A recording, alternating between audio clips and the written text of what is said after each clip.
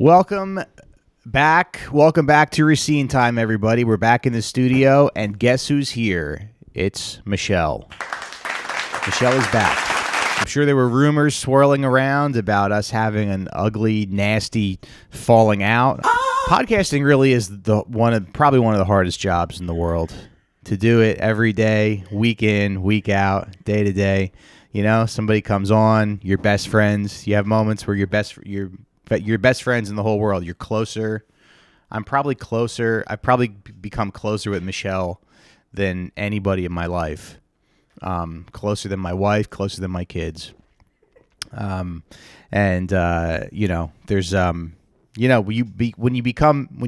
business partners are much more intimate, I think, than romantic partners, at least in my marriage, you know. Michelle and I are much closer than me and my wife, Deborah.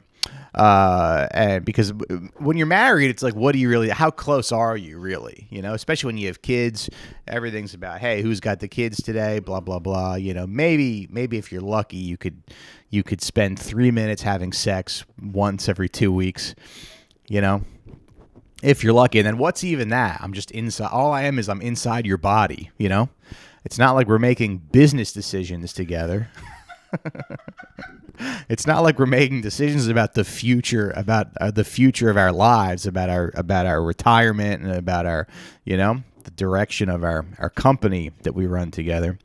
So I guess now is as good a time as any to announce that Michelle is stepping away from the show, but not because we're fighting, not because, and I know everybody probably assumes, oh yeah, Italian guy, you know, can't. It's like if your dad was on his third marriage. It's basically what this is. It's like if your dad was on his third marriage and your dad said, I'm getting divorced, you'd probably, you know, blame your dad. But the reality is that, like, you know, you do get to a point where, like I said, podcasting is the hardest job in the world. When the money's not coming in, when you're not at the place that you want to be, you have to make a decision and go like, what are we doing here? You know? And when Michelle and I started working together, she said, you know, I remember one time being like, are you mad at me? And she was like, she said, I'm never going to be mad at you because this is a business relationship. And I like to think that still holds true. You know, this is a business relationship, and I don't need to feel emotional about this because it's business. It's simply business. Although I did go online last night and I did look up some articles about how to process a break, how to process a professional breakup. Because I went online and I said, what kind of breakup is this, you know? And so, and really, when you think about it, like I said, a business relationship is more intimate than a romantic partnership. So losing somebody. Now we talked a couple weeks ago. We had a cigarette together. Was that our last cigarette? I certainly hope not. Well, I tell everybody, you know, like, Michelle's amazing. She's, you know, I love her. I love her, you know. I mean, I know it's a business relationship. I think her boyfriend's out of the house. I love you, Michelle. Yeah. No, I guess we're all kind of processing all kinds of emotions and stuff like that. So I went on LinkedIn and I looked up how to process a professional breakup. And she'll be back. So she'll be on the Patreon, then she'll be back, you know, next week. So we do have some more time together, but, you know. It's like when a dog is going to be put down. Literally. Literally. I have to buy you a steak. I'm going to go to Key Food and buy you a $12 steak right before we pull the plug. No, but we did say, listen, maybe we'll keep the door open or something like that. Maybe there's other things Can I give my collaborate side? on. What do you mean your side? It's not a side. No, it's not antagonistic. I'd like to just... Go ahead. Mike is so funny, and his show needs to grow. You deserve someone... It's not me, it's you. You deserve someone that has more time to, like, really be working on this kind of full time. Yeah. Because this is fun for me to do every week, but, like... Is it? I was worried. Sometimes I worry that it's not. No, sometimes I worry that... No, because I am, like, annoying. That's true, but I'm really annoying. How am I annoying, though? You're just very type B. What's type B? Passive? Cuck? You're calling me a cuck? No. Wait, actually, I thought type B was just like kind of like ADHD, disorganized, like not like maybe planning and stuff like that. That's what I thought type B was. No, that makes sense. I mean, yeah. Anyway, I do a lot of planning. I'm not leaving because you're annoying, though. That's not why. I'm leaving because I think you deserve someone to like be able to spend way more time than I can on the show. Yeah. You know, I like love you and I'll never forget you. We're not like dying. That's what it feels like. Let's read the articles. All right, so it's breaking. All right, so here's from a blog from joannacoach.com. Breaking up with your job. Accept the cookies. And I'm going to accept some cake later too. I made Mike a goodbye cake. Which is weird because you should have done that next week. When a professional relationship stops working, it says when a professional relationship stops working, the emotions can be just as intense as in a romantic breakup. I would argue more intense. I don't think about leaving my wife a lot, but sometimes every once in a while I go, I bet if I didn't have this relationship, I could really lock in. And it's mostly the kids. It's not her. It's mostly the kids, but it's kind of her too. I did raise her. I did care for her dog until it was 16 years old, and we had to put it down. The dog was in diapers and everything. So, yeah, but that's just the easy. But yeah, whatever. It's fun to blame other people for your. Yeah, I was problems, gonna say though. like I don't think she's the reason. It's fun to just and you go who's nearby. Right. Who's nearby that I can put this on? In this article, we'll explore how to go through a career breakup in a healthy, conscious, constructive way. Because yes, leaving a job can be an opportunity to reconnect with yourself and give new meaning to your professional journey. Why is it so hard to leave a job? Even when you know things aren't right, you're stuck, burned out, or uninspired. The decision to walk away often comes with guilt, fear, and a lot of doubt. You know what else it is too? I just don't know how to be a boss, especially with somebody like you. I don't know how to be like, hey, I need this, or hey, Michelle, Like, imagine me having to tell you to, change your outfit. Imagine me being like, hey, Michelle, can you, dress up? Yeah, can you dress a little nice? I mean, this is a workplace. Better environment for me. If you just, if you wore a little makeup. Michelle, that'd be a hard conversation for me to have. Michelle, can you just throw a little bit of lipstick on, maybe? No, I know, you're wearing makeup right now. No, I think you always wear makeup. You don't? Oh, okay. You look like you are. Thank you. Yeah. No, if this show ever got really big, I would have to hire a manager, like a personnel manager, to have that conversation with you. Yeah. Hey, can you tell Michelle to maybe dress a little differently? Can you leave this H&M catalog in her? And I've highlighted the outfits that I want her to wear. Why is it so hard to leave a job even when you know things aren't right? You're stuck, burnt out, or uninspired. The decision to walk away often comes with guilt, fear, and a lot of doubt.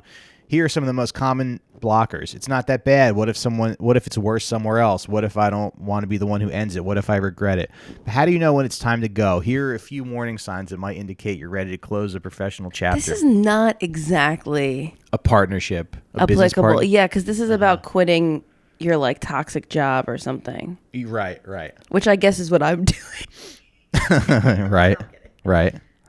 Breaking up can also mean growing. A well-managed professional breakup can mark the beginning of a chapter more aligned with your values, energy, and goals. And have you ever had to break up with a job? Did it help you grow or shift direction? Tell us about it in the comments or send us to someone who needs to read it today. Want more content like this to help you make your meaningful career choices? Subscribe to the blog or unfollow us on social media. Business partnerships just never work, though. That's what it seems like. It seems like partnerships are hard to get to work. They always go sour. Somebody's always. Are you speaking of your two experiences?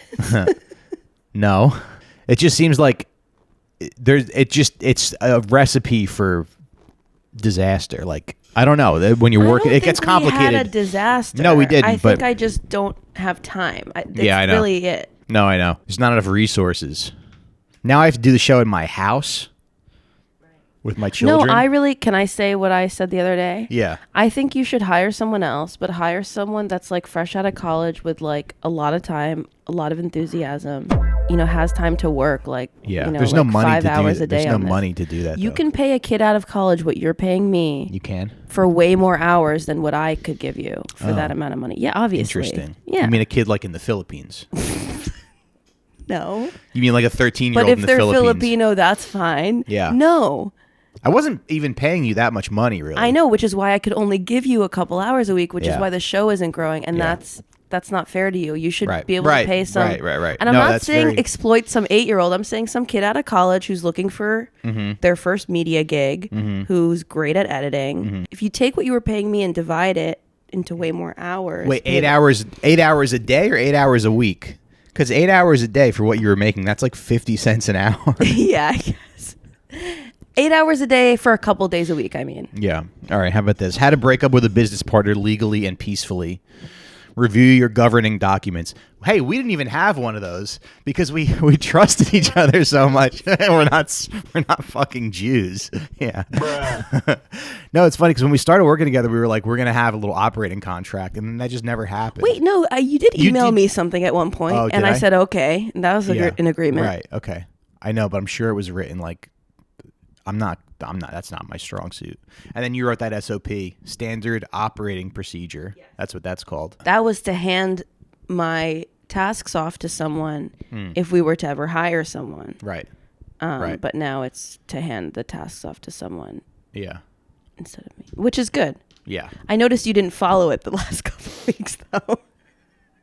Let's not talk about that. No. It's okay. It's okay. Check your operating agreement. Like I said, we never even had one of those. Didn't need it, actually.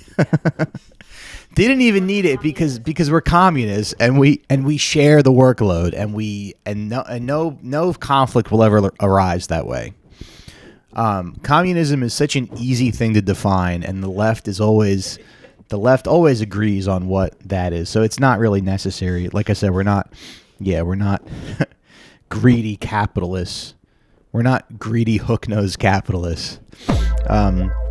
Understand the business fully. Explore exit options. Buy out. One partner purchases the other's share. Third-party sale. Sell the business. So not applicable to our situation. No, it's not. Sell the business and split proceeds. Dissolution. Wind down operations and distribute remaining assets. Okay. So dissolution plan. It's good that I'm learning about this stuff, though. Restructuring, adjusting roles or ownership percentages to resolve issues. I was watching this Dave Ramsey clip, and this guy was like, "I have a business with my dad. It's like an HVAC or something like that. It was something like an HVAC. It's always HVAC. It's always because I was watching another HVAC guy, and this guy was saying like, I own an HVAC business, and I don't know how to install an air conditioner." He was like, that's not my job.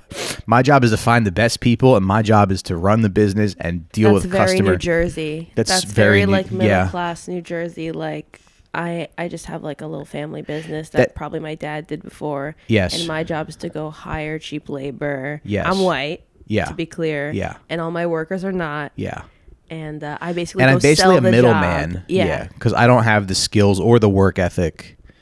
I've never even been out on a job. I'm not gonna Google YouTube HVAC tutorial. No, that's beneath me. That's also I'm like when you drive around the neighborhood and sell jobs, and then my guys will come in, and I can't communicate with my guys except through Google Translate. That's also when you have a friend who's like, you go to their house and they have this big house, and they're like, "What does your dad do?" And they're like, "Oh yeah, he owns a business. He's a business owner," and he's just like, their dad is just like some tard who, yeah. Purchase price. So I was watching Dave Ramsey, and this guy was saying like, I'm in business with my dad. We have like, it was some kind of like industrial cleaning or something. He's like, we're doing very well. My dad's making like 20, like my dad bought into the business. I want to buy my dad out because the business can't grow because I'm paying him all this money. Like he's the one that knows how to do this stuff, but his dad like was like an early investor. So his dad's making $20,000 a month from his business. And he's like, I need to buy out my dad because the business can't grow. Yeah. with, like the business can't grow, but my dad won't let me buy him out. He won't let. Because his father's like, I want to make all this money. But this is what happens when you're white. You just end up going to court with your dad. You sue your dad. But you could see that happening, right? Like this guy knows how to do something. He's like, my dad has money, so my dad, he's like, what do I do? Because my dad doesn't want to give up his share of the company, but I can't grow the company if I'm paying my father $20,000 gets a dividend payment, or his dad's doing some job. No, he's not doing anything. His for the company. His dad has no role in the company. No role in the company. Well, it's kind of the dream. Yeah, right. The dad. I want to have a son that just gives me $1,000 a month. I make $20,000 a month off my son's company, and this is great. And nothing, what bad could happen? Then your son kills you. Your son shows up at your apartment and shoots you in the fucking head. Your son. Oh man, what could go wrong here? I'm smart. I did everything right. The dad side is probably like, I put all this money into my son's company, so I don't want to give up my share of the company. It sounds like he rightfully earned that dividend payment, and that's what's in the contract. Right. And if your business can't make money because if it can't grow, $20,000 you're giving away, you shouldn't have agreed to that percentage. Yeah, and then it's like, what does he do? But it's like, you have to kill your father. Yeah, you got to get him addicted to like crack. It's probably so much cheaper to hire a hitman than to keep paying him $20,000 a month. I bet. Yeah, that's like nothing. I bet a hitman would do that for like. No, all you have to do is go to the woos ghetto. And choose. All you have to do is go to the ghetto, find a couple teenagers who want to make $20,000. Say, hey, make it look like a botched carjacking. Yeah, and then it's like your dad's gone. If I was Dave Ramsey, that's what I would tell people to do.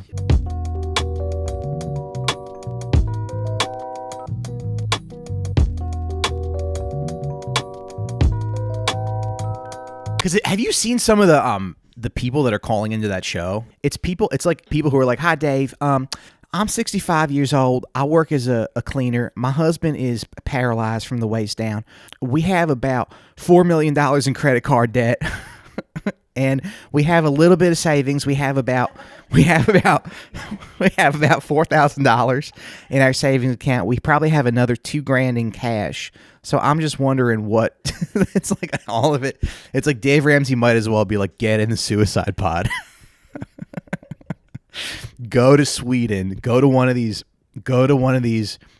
compassionate European countries that will kill you.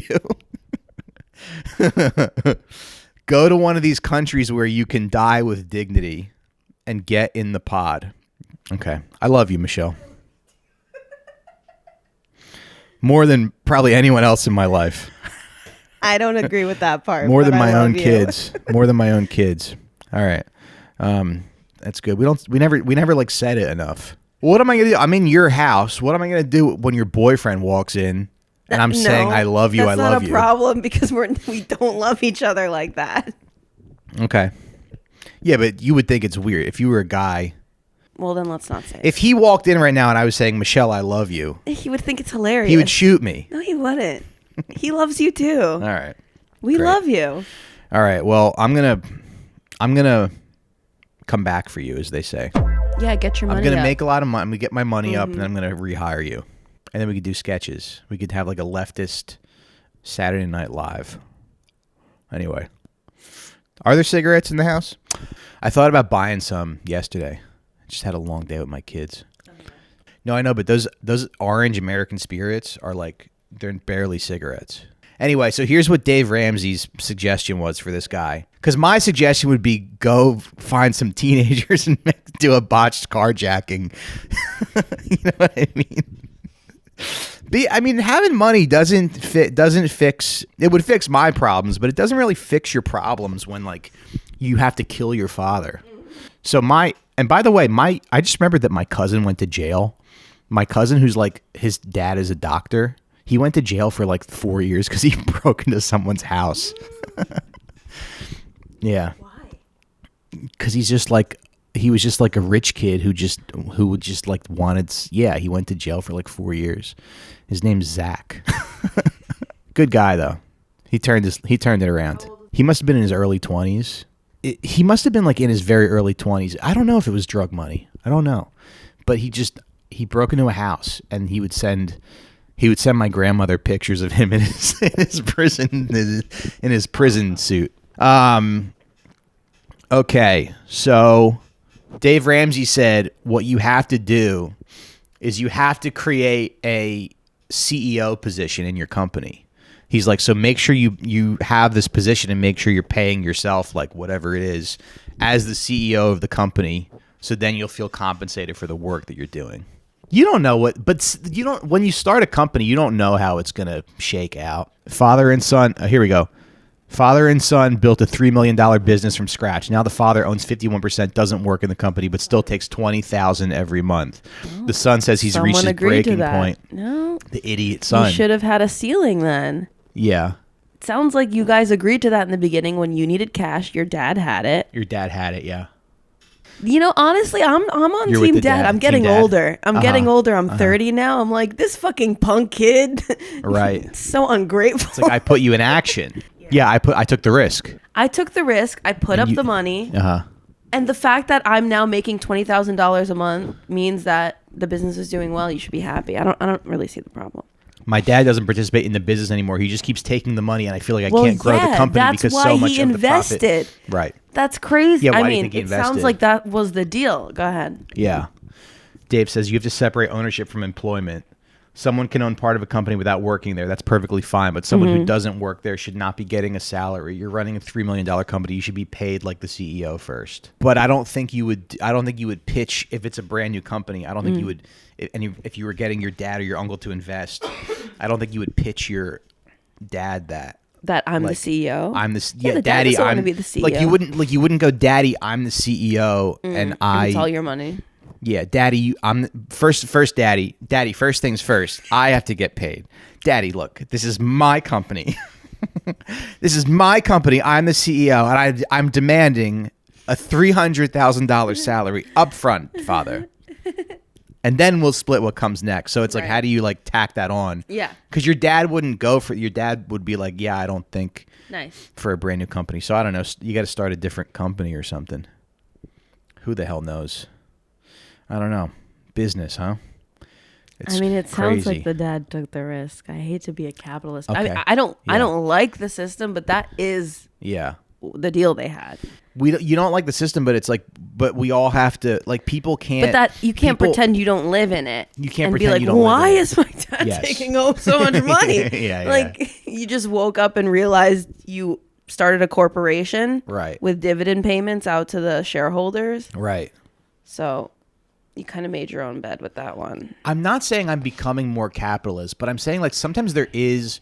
I mean, what's the criticism of socialists? That like we're entitled and that we're entitled to other people's money or other people's wealth. People don't want to work, and people don't want to work. Like that. And that is all true. We are entitled to other people's money in a way. We're not saying like, oh, everyone deserves to be a millionaire. We're saying no one should be starving and homeless. We're not saying we should all be Jeff Bezos. We shouldn't all be Jeff Bezos, but we should all be Scott Baio. He played Chachi on Happy Days. He's probably like worth a few $1 million. Everyone deserves $2 million. That's what we're saying. Actually, kind of, right? I mean, the value of money is in its purchasing power. So I think it's more interesting to say no one should be homeless. Yeah. No one should be hungry. That should be true regardless of if they can perform labor. But if you took all the wealth in the world and you redistributed it like evenly, wouldn't everybody have like $2 or $3 million? Because I wouldn't mind doing that little reset, just to see what happens. We got to have a reset every 300 years or so.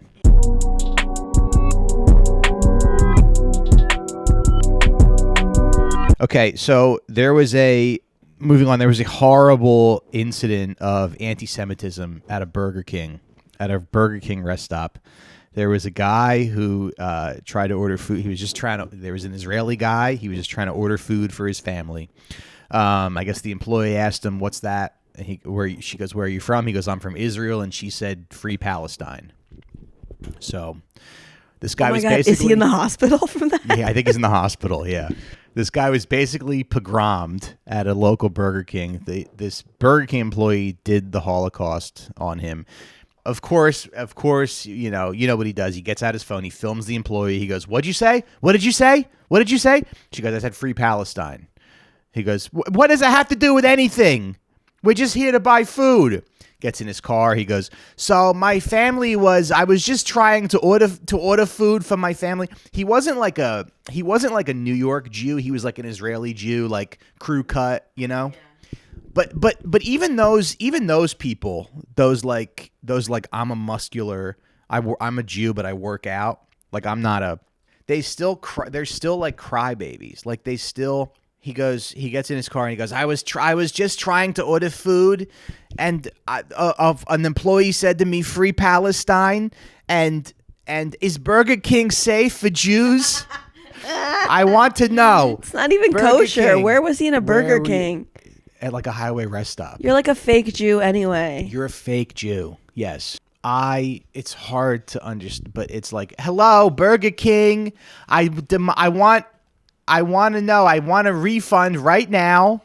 They always ask for refunds, right? They're always demanding refunds. I want an order of free fries within half an hour, and I want to know if is Burger King safe for Jews? But free Palestine is violence, and that's basically a pogrom.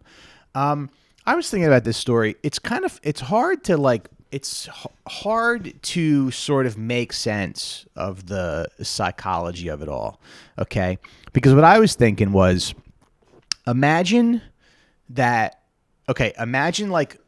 who do we oppress? Like, we oppress animals, right? Mm-hmm. So imagine chickens get like 10% more intelligent, and then chickens do October 7th.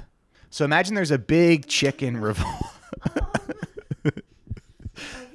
Okay, so I'm just follow the logic here for a second, because we torture them and murder them, right? And we keep them in concentration camps. And the chickens, imagine a bunch of chickens do October 7th, okay? And Clucktober 7th. And there we go. And now I don't have to spend 20 minutes thinking of an episode title. I love weeks like this where we can just make it work. I'm texting that to you right now. Okay, so imagine the chickens do October 7th. They come in through the fence. They're not really trying to kill anyone. They're not really trying. Really, all they want to do is take hostages, okay?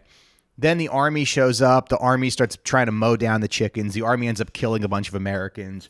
And then we go on a 2-year campaign crying about Clucktober 7th, right? And then we go like, and also the chickens raped me.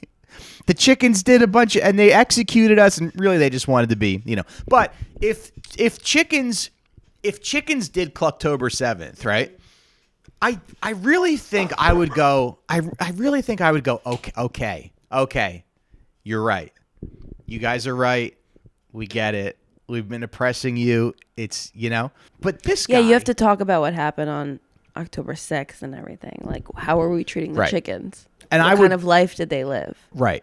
And I would be aware. So I guess I just feel like the psychology of it all, the psychology of Zionism doesn't really add up, because this guy gets in his car and he goes, I was just harassed. I don't know if Burger King is safe for Jews, but you can tell that he's expecting everyone to feel bad for him. Okay. If we had Clucktober 7th happen to us, we could not expect, there would be no sympathy. It's not like no one else in the animal kingdom would feel bad for us. We would understandably, if we tried to appeal to horses, dogs, animals that are traditionally on our side. I mean, maybe the horses and the dogs. The horses and the dogs are basically like the Gulf countries, right? They're sort of like our allies. But nobody would feel bad. Nobody would go, oh my God, that's so horrible that happened to you. And I think it's hard to kind of wrap your head around this psychology where it's like, if Zionists think that they're like this elite group of people who are like the masters of the universe, and that they're the chosen people, then wouldn't they also accept that everybody hates them? So I'm just trying to make the logic make sense. I'm trying to sort of understand the psychology of it all. And I think that even, when you look at there's been other evil entities, evil nations in the world that have existed. When you look at people like the Nazis, right? The Nazis were like, we're the best, we're superior, our race is superior, our army's superior, our firepower is superior, and we're going to fucking kill you, and we're going to take over the world. And I don't think there was this much like whining and crying from the Nazis. It doesn't make any sense, and I just think that these people need to be. I don't know. I can't make sense of it. Should you try to make sense of it? I mean, do these people think? Have they thought about this stuff, or is it just kind of like? Do they just kind of wake up in the morning and go? Do they wake up in the morning and go, "We're superior, we're the best, and nobody should hate us"? You look at somebody like Miriam Adelson when she talks, and it doesn't feel like she knows what she's. It doesn't feel like she thinks about what she's doing. It's just, and we do this, and then we do this, and then we expand. They don't think about the consequences or anything. So I don't know. I feel like a lot of them are kind of surprised when they're confronted with the awful things that they're doing. You would think there'd be more of an understanding, because we've talked about this before when they go, everybody, like it's like everybody, the whole, and I just think it's interesting, like the whole world is turning on these people. And now the only recourse that they have is just to take out their phones and go, why everybody hate me? Why Burger King not safe for me and my family? I just want to buy food. Acting like victims, but nobody's buying it. It's odd. I mean, I think we're definitely watching the collapse of this whole thing, but it's surprising that some people are still invested in it. Because if somebody said to me, "Free the chickens," I would go, "Okay, I see what, all right. Yeah. Right. Yeah, you're probably right. Yeah, we probably should free the chickens. I am holding them in my backyard and torturing them every day." Yeah. Like, I know it's wrong to eat chickens, but I still do it. But I wouldn't be triggered by somebody saying, "Free the chickens." If that was your whole lifestyle, torturing and murdering chickens every day and talking to your friends about like how to best, I would still know it's right. You know when you're doing something wrong. I don't think that's true.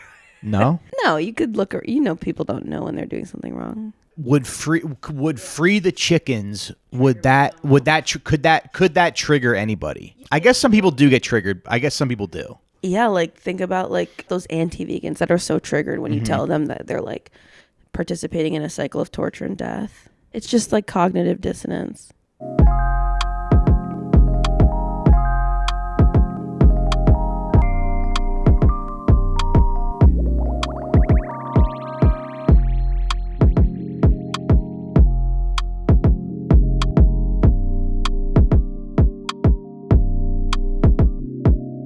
Anyway, all right. Speaking of, so how's your summer going, Michelle? Mine's been a little difficult. Not difficult, but I've been taking care of my kids a lot, and Benjamin does not want to go to summer camp. We took him out of it. He wouldn't go, and he would stand outside the. So now it's like so Monday and Wednesday I have my kids. I have my kids a lot. We're taking care of the kids, and we always have the kids. Somebody's always got me or Deb always has the kids. So when I hear a story about someone who killed their kids, I go, okay. What was going on here? Lindsay Clancy revealed she was desperate to get mental break before killing kids. Lindsay Clancy was a Boston area mother of 3. She was a former labor and delivery nurse, and the 35-year-old Boston area mom documented having horrible insomnia and anxiety and being racked with guilt over her choice to stop breastfeeding her 8-month-old and sleep train him in journal entries before the murder. This woman. Maybe I buried the lead on that one. Maybe I shouldn't. I did start the story by talking about myself and my experience and my children, but we're talking about a woman who she strangled 3 of her children with exercise bands, 5, 3, and 8 months old. Now, as someone, but I just want to say, as someone, I felt like I wanted to talk about this story because as someone who has both their kids all day, okay? I got both my kids all day, and I'm not strangling them, but you do get to a point where you're like, I'm exhausted. This sucks, and you're never like, I want to kill my kids, but sometimes the thought you go, well, I'm not the first. Other people have done this. Other people. People kill their kids sometimes, right? People kill their kids sometimes because kids are very demanding, and it's not like having a dog where you get like breaks, you know? You got to keep them entertained. You got to keep them engaged. You got to keep them. And then it's like, do we stay in the house? The house becomes a wreck. They're running around. They're watching screens. They're watching YouTube. The baby threw Deb's wallet in the toilet this morning. I had to fish it out of the toilet. So all I'm saying is that taking care of kids, human kids, is hard. And I was reading about sperm whales yesterday because I was like, we have to read books. And I'm doing this new thing where I'm going like, we're doing what I say we're doing. Where I'm not asking you if you want to go to the store. I'm saying this is what I'm not asking you if you can stop watching YouTube. I'm yanking the phone out of your hand, and I don't care what happens. And you can kick me in the nuts, and you can scream, and you can tell me that you hate me, but this is what we're doing. So I pulled this book out yesterday about sperm whales, and what I learned was that sperm whales, they're born, right? Think of a whale, okay? A baby whale. A baby whale comes out of its mother's pussy, and it learns how to swim within 30 minutes of coming out, right? Babies, and then it's like, I don't think sperm whales are ever like, oh no, he's watching too much YouTube. He's getting brain damage. They're just like, we swim in the ocean. And so that is an advantage. And if he dies, he dies. And sperm whales actually live in packs, right? They live in packs, much like wolves. They protect the old and the sick whales, and they migrate all across the ocean, sometimes as far as Antarctica to Europe, you know? Sperm whales are like those people on Instagram that are always in Europe for some reason. Every 2 weeks they're in Europe. They're in a different location. You go, how do you do this? How do you afford this? But they can swim up to 25 miles an hour. So all I'm saying is that like other animals have it easier. Like humans have a tough time with their babies is all I'm saying. Humans have a tough time raising their kids. So this woman, she's experiencing postpartum depression and psychosis. She's on a bunch of different drugs. She was guilty she stopped breastfeeding her 8-month-old. And then she kept a journal, right? She said, I want help. I want to be well. She also wrote in the journal, which had entries beginning October 3rd, 2022 and ending January 18th, 2023. I'm not sure when exactly she did it, but the excerpts were read during the testimony of Massachusetts State Trooper Corey Mello, who was the final witness Monday afternoon, following whirlwind testimony from 12 doctors, cops, and nurses who took the stand earlier that day. Her lawyers want her acquitted of murder. Now, she did this. What happened was she sent her husband out to run some errands.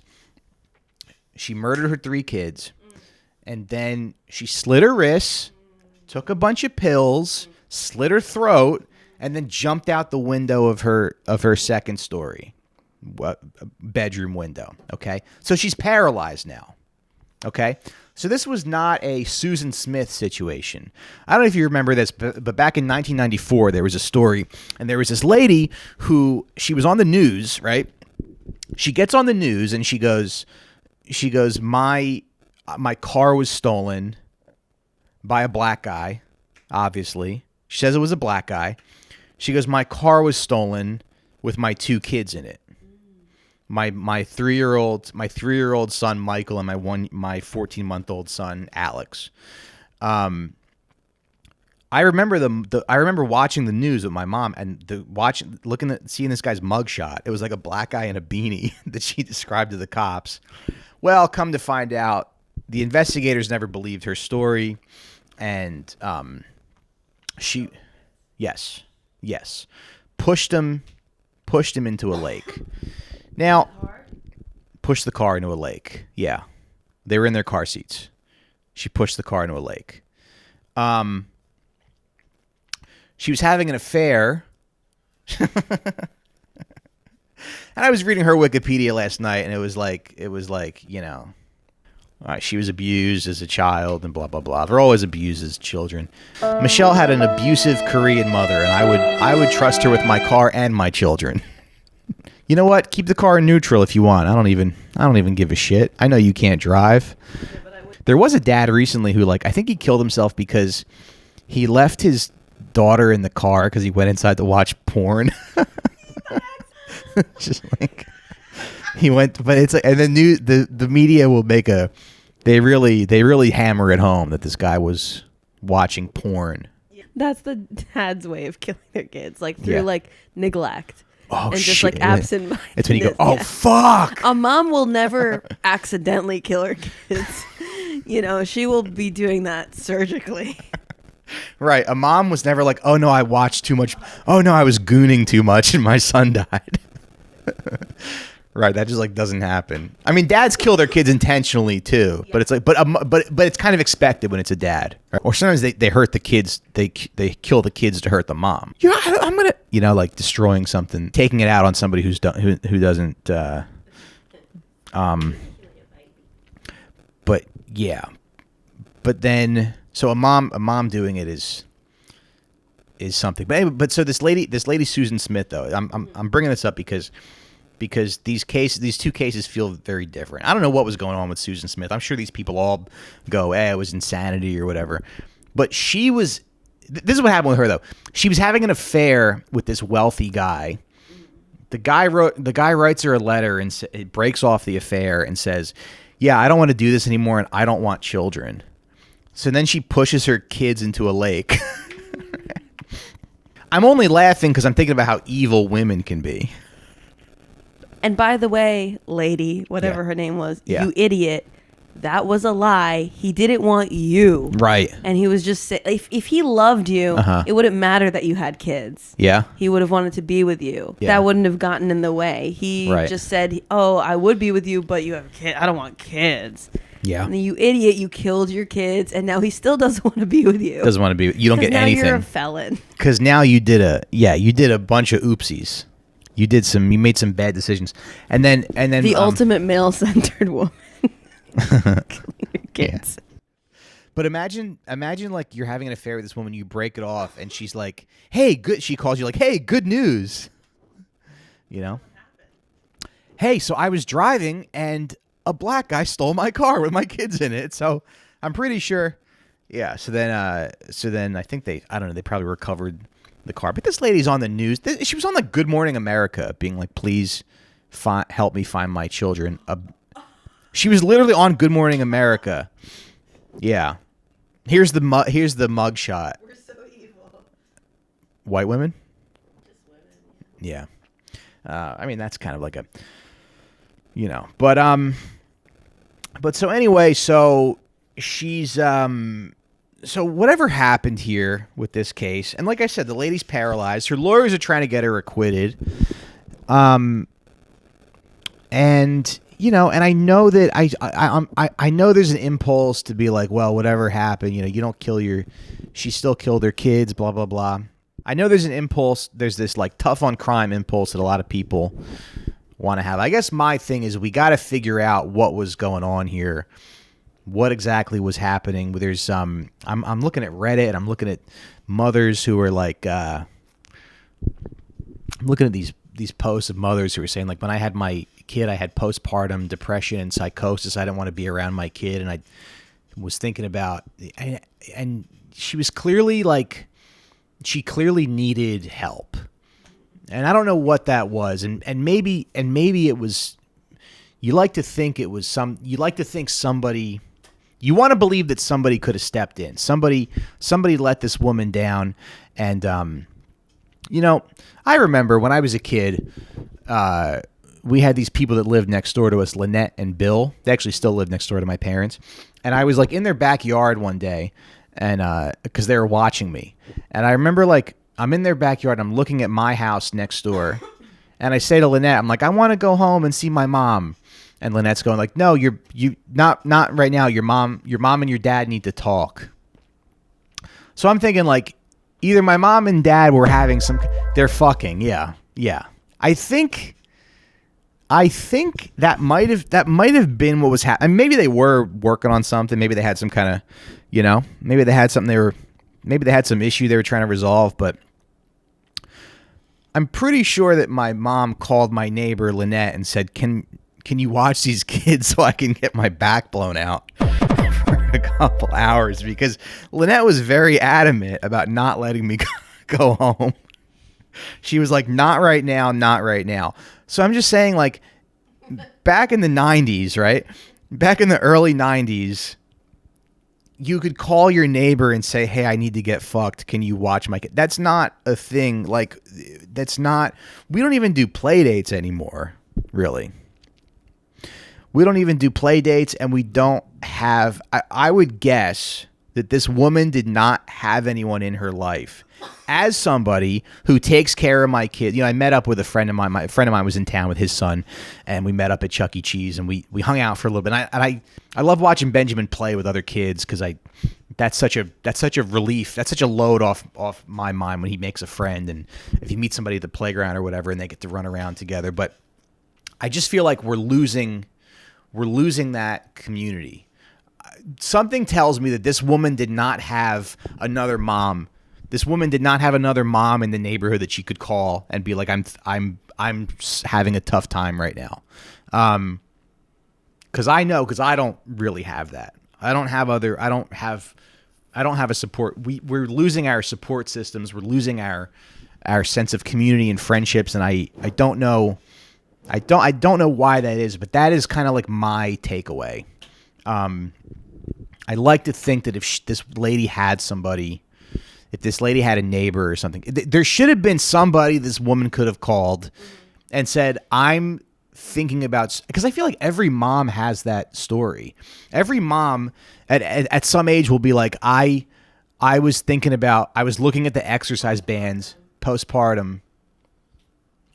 And we're lucky we didn't really experience that, but I feel like every mom is like, yeah, I remember this day you had to go stay with your grandparents for a little bit because I wanted to ram the car into a tree. People can communicate plans and not act if they're in the middle of psychosis, right? Reddington asked. I guess they're asking her about postpartum psychosis. I don't know. There's a lot here. There's a lot to unpack. Let's read it. Okay. The first week of the last trial saw Clancy sob in court. Who? The dog? Oh, okay. Not the lady who killed her kids. Let's have some compassion. We don't. Resources. Yeah. Let's not judge. Yeah. The first week of trial last week saw Clancy sob in court during gutting evidence, including an anguished 911 call that Patrick made when he found his dead children. And when prosecutors showed the jury the pajamas the children were wearing at the time, the jury was also shown the elastic bands used to kill the kids. Like I said, I'm not saying like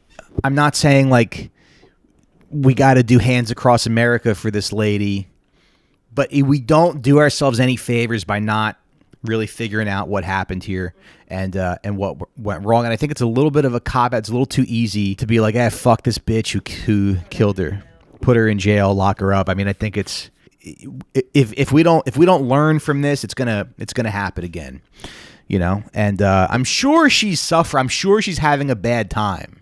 This woman is not Susan Smith, who's just like, hey, honey, guess what I did? No, I don't know. Maybe Susan Smith was suffering too. I mean, who knows? She was actually eligible for parole a couple years ago. I think in 2024. She was denied parole, and the father of the 2 boys was like, no, keep her in jail, you know. But she was, Your Honor, she was cheating on me. Your Honor, she was fucking some guy behind. I was working a lot, and she was having an affair. It says, I know people who know this family. She was a dedicated mother and nurse with a great family support system before this tragedy happened. But she literally slit her wrist and jumped out of a window after she did this. No. But like I said, she slit her wrist and jumped out the window. Now, I kind of feel like 2 hours with my kids, I'm like, all right, we can do this. This is manageable. 4 hours, you start to go like, all right, guys, what else are we going to do today? Right. 8 hours, like 8 hours with your kids, you get to the point where you're like, what else? 8 hours with your kids is a long time. Like 8 hours keeping your kids engaged and you know, our apartment is small. And then if we leave the house, it's kind of we live on the 3rd floor, so it's kind of a pain to get out of the house. And then it's kind of like, but then it's like sometimes you get to a point where you're like, we went to the park, we went to the bookstore, we went to the library. What else is there to do? So Deb you're has like, I'm not gonna talk to him.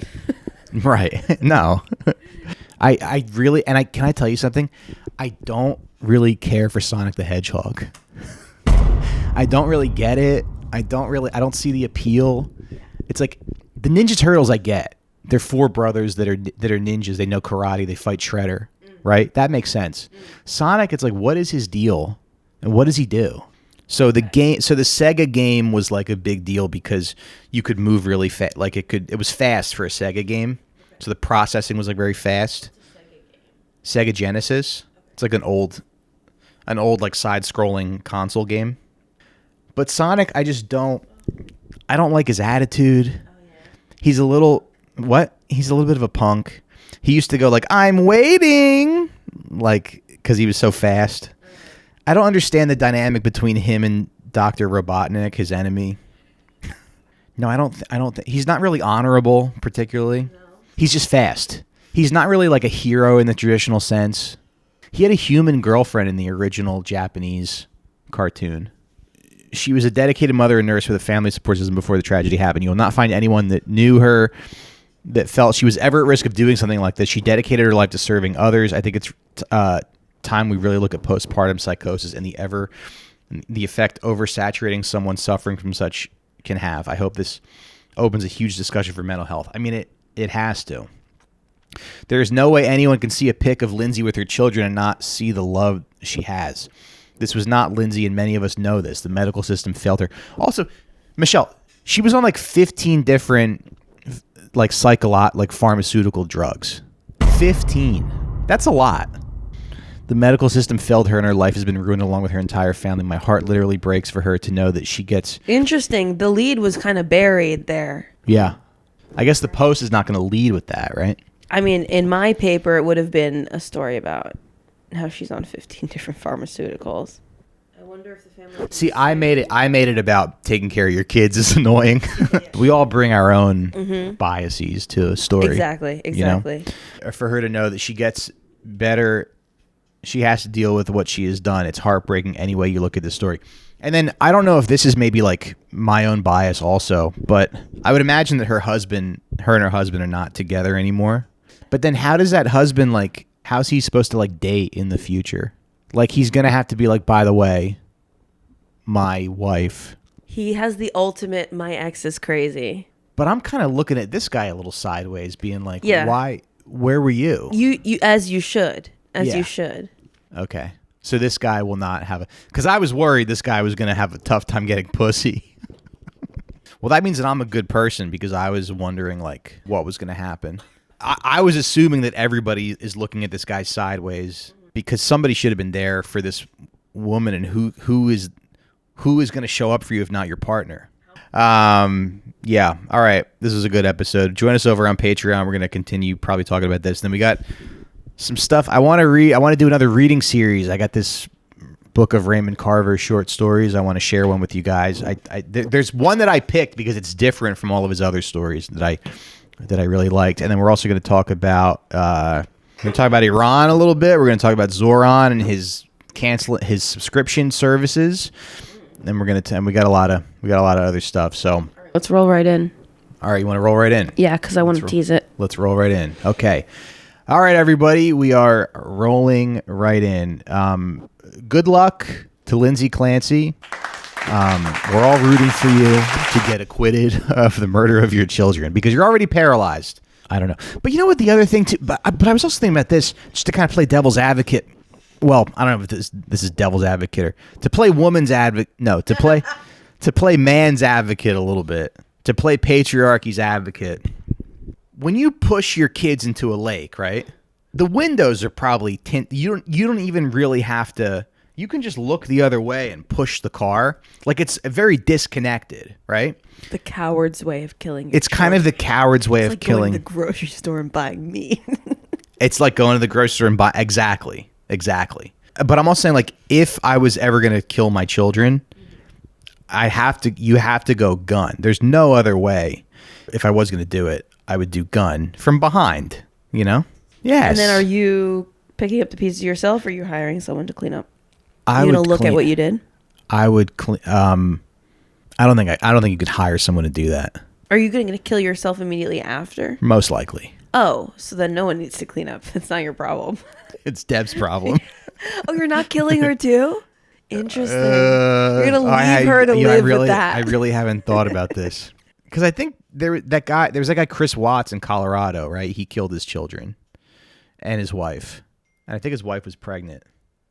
And then I think what he did is he drove everybody out to the woods, and I'm pretty sure he strangled the one daughter in front of the other one. And the girl was like, "Daddy, what are you doing?" That's fucked up. That's fucked up, and you're a monster, and why did you do that? Bullet. It's because these fucking liberals have so many regulations that that guy couldn't buy a gun. Exactly. Yeah. So thanks a lot, Nanny State, because I could have done this really fast. I could have been in the trunk of the car, in the trunk of the SUV, pretending I was getting something, and then, but I couldn't do that because I can't buy a gun. I had to strangle him while the other watched. So thanks, Obama.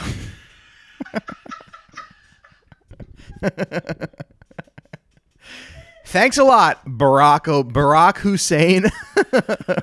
We tortured some folks. So thank you, Barack Hussein Obama. We tortured some folks. Fucking asshole. Didn't let me. But yeah, what was I? Oh, shooting. So like, and then pushing. I think pushing the car off a cliff. That's kind of more fucked up, actually. A lake, I don't know. People always say like drowning is a peaceful way to die, but I don't think so. I don't think so. You know you're drowning when you're drowning. It's not like you just go to sleep under the water.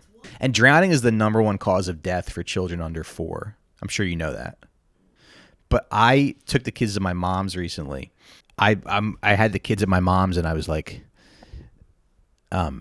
usually I'm watching them like the whole time, and but there was like maybe 10 minutes that went by where I didn't know where Leo was, and I'm like where my mom was watching him, obviously, but anything can happen in those 10 minutes. 10 minutes is 10 minutes, you know, and because I was watching Benjamin and I assumed he was with my mom, and he was with my mom.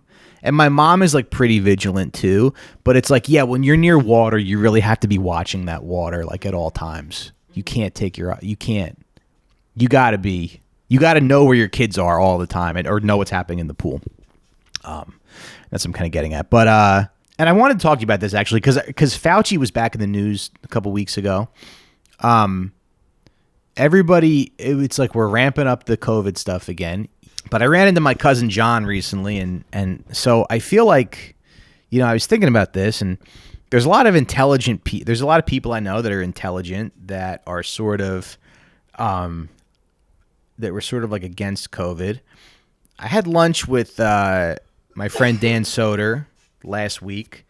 I brought up this vaccine stuff. He was very adamant about being sort of, you know, being pro-vaccine and being pro-COVID, and it was the lockdown and we were trying to figure stuff out, and we were, you know, and I'm like, but what about all these people? Like, there's a lot of people who kind of like know a lot about this stuff and are very passionate about being kind of anti-lockdowns, anti-vax. And he was like, well, we were trying to figure all this stuff out. It was brand new. And so I find this, I don't want to spend too much time on this, but I do find it interesting because both people on either sides are very passionate. And he's like, yeah, no, like everybody should have taken the vaccine, and like we listened, and doctors, like a doctor told me to take it, and you're not a doctor. My doctor said to take it, and he's like, you know, your uncle's a doctor, and blah blah blah. I guess my question for the COVID crazies, or the COVID psychos, as your friend as your friend self-characterized, was like, why shut the economy down?